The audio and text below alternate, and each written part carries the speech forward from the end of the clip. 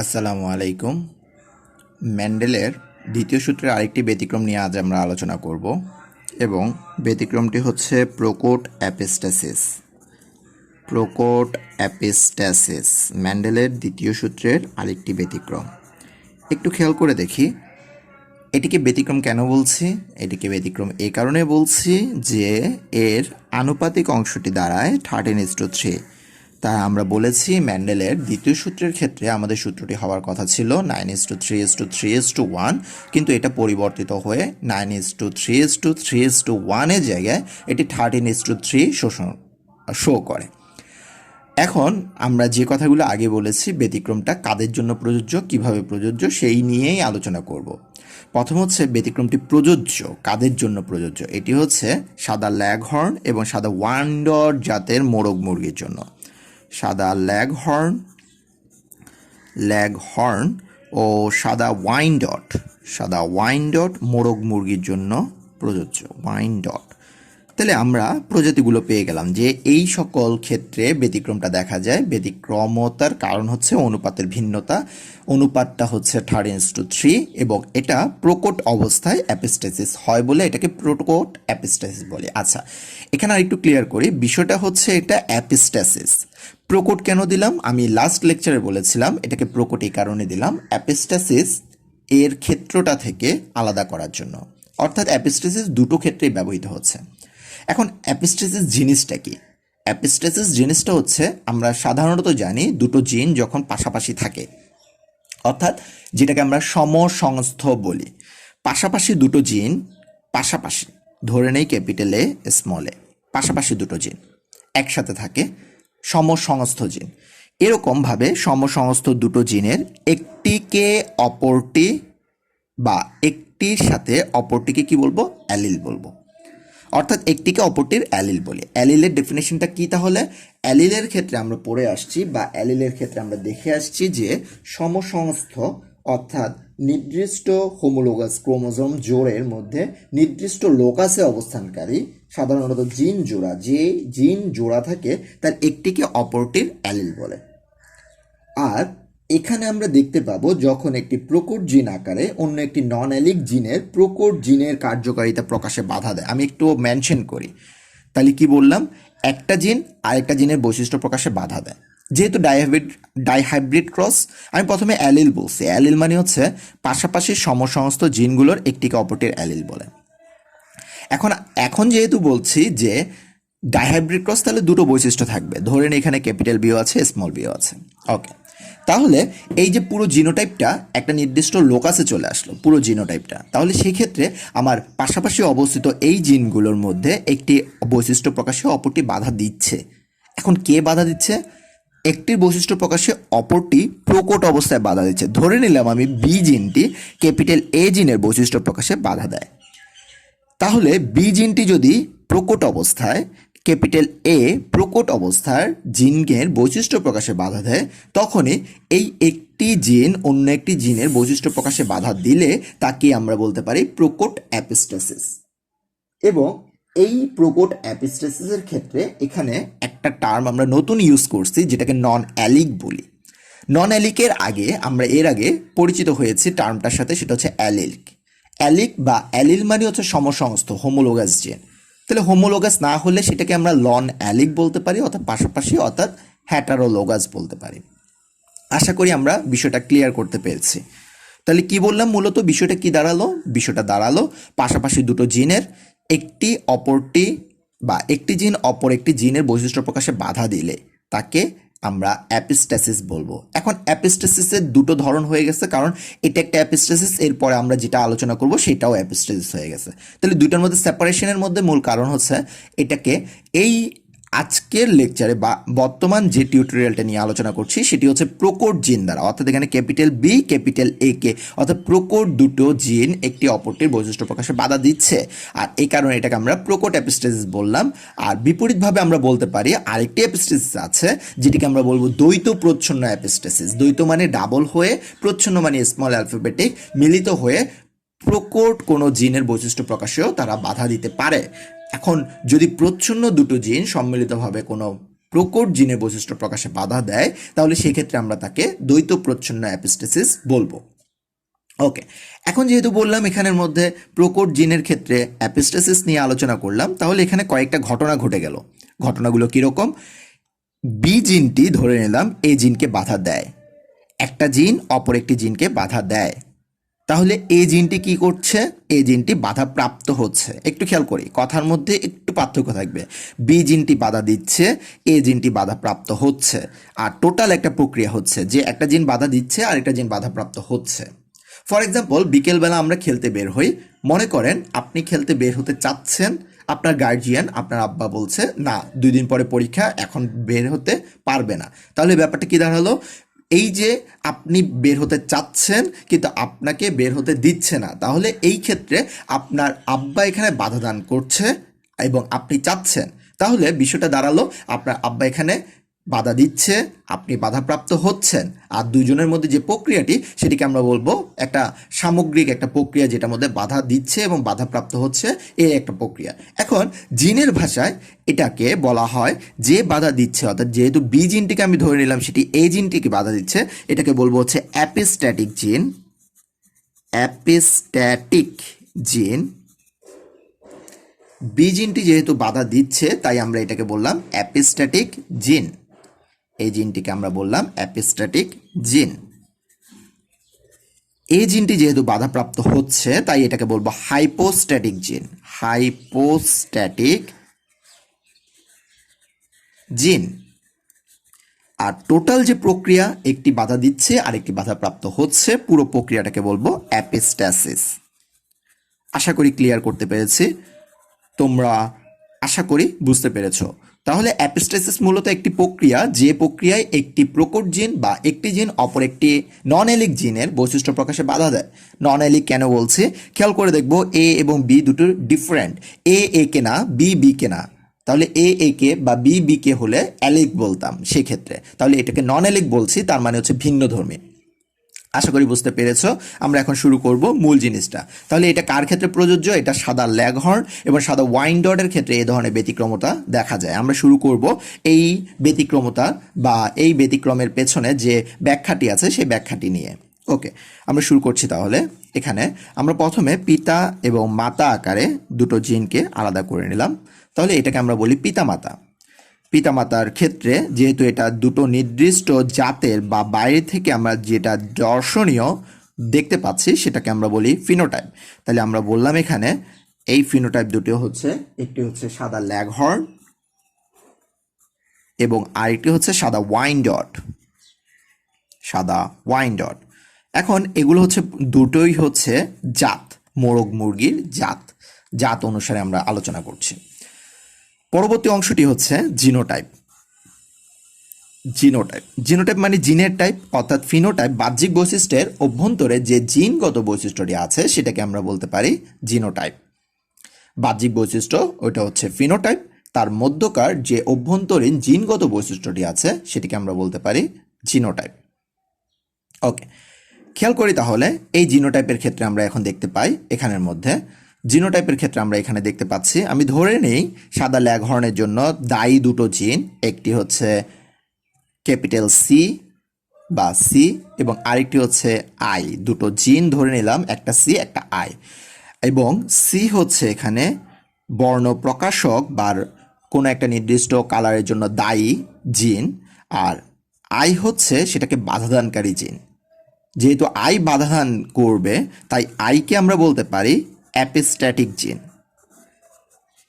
তাহলে আই বাধা দিবে তাই এটি অ্যাপিস্ট্যাটিক জিন। অ্যাজ ইউজুয়াল আমরা বলেছিলাম যেটা দিবে তাকে অ্যাপিস্ট্যাটিক জিন বলবো। আর সি নির্দিষ্ট বর্ণের জন্য দায়ী কোনো একটি জিন এবং সেটি আয়ের বাধার কারণে বর্ণটি প্রকাশ করতে পারবে না।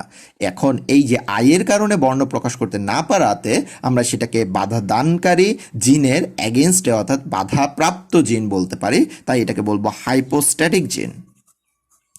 হাইপোস্ট্যাটিক জিন। আশা করি বুঝতে পারছি, যে অংশগুলো ক্লিয়ার করতে যাচ্ছে। তাহলে আমরা এখানে জিনোটাইপটা দেই capital C capital C, capital I, আর ছোট হাতের এটাকে স্মল সি স্মল আই দিলাম। আমাদের এই জিনোটাইপগুলোর দিকেও একটু কেয়ারফুল হতে হবে, তার কারণ হচ্ছে জিনোটাইপ অনুসারেই আমাদের কিন্তু অনুপাতগুলো আসে, তাহলে জিনোটাইপগুলোকে আমাদের সঠিকভাবে দেখতে হবে। তারপর দেন এর পরের অংশটাকে আমরা করব হচ্ছে গ্যামেট। গ্যামেট করার নিয়ম হচ্ছে as usual capital C capital I, capital C capital I, দুটো অংশ থেকে দুটো ইন্ডিভিজুয়াল পোর্শন নিয়ে আমরা গ্যামেটগুলো করব, small C small I, small C small I. একটু খেয়াল করে দেখব এর মধ্য দিয়ে এখন আমরা এর প্রকরণের ক্ষেত্রে আমরা এখন F1 জেনারেশন করব, এবং F1 জেনারেশনের জন্য যে অংশটা একটু খেয়াল করে রাখবে সবাই, আমরা যখন এরকম অ্যারো দিয়ে করব চেষ্টা করব প্রত্যেকটা অ্যারো যাতে এই সম্মুখ প্রান্তটা যাতে লেভেল থাকে, তাহলে আমাদের দেখতে সুবিধা হবে বা বর্ণ প্রকাশে সুবিধা হবে ব্যাখ্যা করার ক্ষেত্রে। তাহলে আমার প্রথম অংশটা কি দাঁড়ালো, capital C small C capital I small I, capital C small C capital I small I, capital C small C capital I small I, capital C small C capital I এবং স্মল আই। খেয়াল করে দেখি এখানের মধ্যে আমি দেখতে পাচ্ছি প্রত্যেকটা অংশই একই, এবং ম্যান্ডেল কিন্তু এটাই বলেছিলেন যে ম্যান্ডেলের প্রথম সংকরায়নের ক্ষেত্রে প্রত্যেকটা জিনের যে বৈশিষ্ট্য প্রথম সংকরায়নে তারা কিন্তু জাস্ট পাশাপাশি থাকবে, অর্থাৎ একই ধরনের গ্যামেট এর ক্ষেত্রে একই ধরনের বৈশিষ্ট্যের ক্ষেত্রে একই ধরনের জিনোটাইপই প্রকাশ করবে। এবার সেই জিনোটাইপগুলোর বৈশিষ্ট্য আকারে আমরা বললাম ক্যাপিটাল সি নির্দিষ্ট বর্ণের জন্য দায়ী এবং ক্যাপিটাল আই বাধাদানকারী জিন, তাই ক্যাপিটাল আই হচ্ছে অ্যাপিস্ট্যাটিক জিন, ক্যাপিটাল সি হচ্ছে হাইপোস্ট্যাটিক জিন, অর্থাৎ ক্যাপিটাল আই বাধা দিবে, ক্যাপিটাল সি বাধাপ্রাপ্ত হবে, এবং ক্যাপিটাল আই এর বাধার জন্য ক্যাপিটাল সি কখনোই বর্ণ প্রকাশ করতে পারবে না, কখন, যখন ক্যাপিটাল আই এর উপস্থিতি থাকে। তাহলে আমরা এক কথায় মনে রাখবো যে যে জিনিও টাইপের মধ্যে ক্যাপিটাল আই থাকবে সেটা সাদা হয়ে যাবে। তাহলে আমরা বিগত লেকচারে বলেছি, অর্থাৎ যখন কোনো কালার থাকে না তখনই সেটাকে আমরা সাদা আকারে ধরে নিব বায়োলজিতে। তাহলে আমরা বলছি এখানে ক্যাপিটাল আই, অর্থাৎ ক্যাপিটাল আই এর ক্ষেত্রে এখানে বাধাদানকারী জিন, আর ক্যাপিটাল আই যখন বাধাদানকারী জিন আকারে থাকবে তখনই সেটা ক্যাপিটাল আই হবে, এবং ক্যাপিটাল আই ক্যাপিটাল সি এর বর্ণ প্রকাশে বাধা দিবে। ক্যাপিটাল আই যখন ক্যাপিটাল সি এর বর্ণ প্রকাশে বাধা দেয় তখন সেটা কোনো কালার শো করতে পারে না বলে এটার কালার হয়ে যায় সাদা। ওকে, এখন আমরা যেটা নিয়ে আলোচনা করব এর পরবর্তীতে আমরা এখন সেকেন্ড জেনারেশন নিয়ে আলোচনা করব। তাহলে সেকেন্ড জেনারেশনের ক্ষেত্রে আমার কি হয়, প্রথম জেনারেশনের মধ্যে অংশগুলো আমার ক্লিয়ার, এবার আমি সেকেন্ড জেনারেশনের মধ্যে দেখব পিতামাতা। খেয়াল করে দেখি পিতামাতার দুটো ক্ষেত্রেই আমরা সাদা প্রকরণ দেখতে পাচ্ছি, সাদা এবং সাদা। এর ক্ষেত্রে রেসপন্সিবল যে জিনোটাইপটা ছিল capital C small C capital I small I, capital C small C capital I small I. এর ক্ষেত্রে এখন আমরা গ্যামেটগুলো ফিল আপ করবো। খেয়াল করে গ্যামেটটা কী ছিল, গ্যামেটটা থাকবে ক্যাপিটাল সি ক্যাপিটাল আই, দুইখান থেকে দুইটা নিব এবং প্রথমে দুইটাই ক্যাপিটাল দেব, তারপর প্রথমটা ক্যাপিটাল দ্বিতীয়টা স্মল, তারপর প্রথমটা স্মল দ্বিতীয়টা ক্যাপিটাল আর দুইটাই স্মল। আমরা এটা এর আগেও বলেছিলাম কিভাবে আমরা ফিল আপ করবো এগুলো।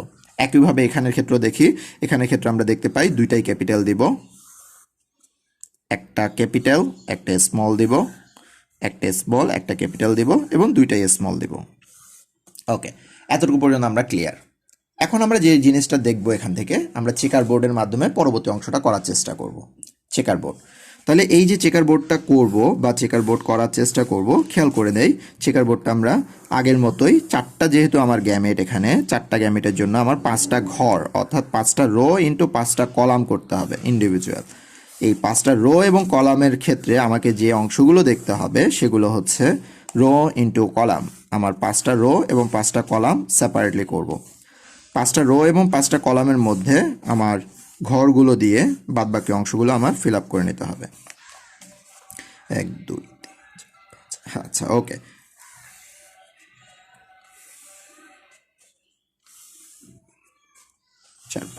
ওকে, তো আমরা এই অংশটা কমপ্লিট করে ফেললাম। এখন আমরা দেখব যে কিভাবে বসানো লাগে।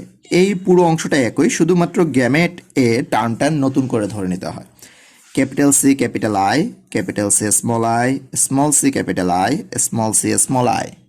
একইভাবে এখানে যদি দেই capital C capital I, capital C small I, small C capital I, small C small I.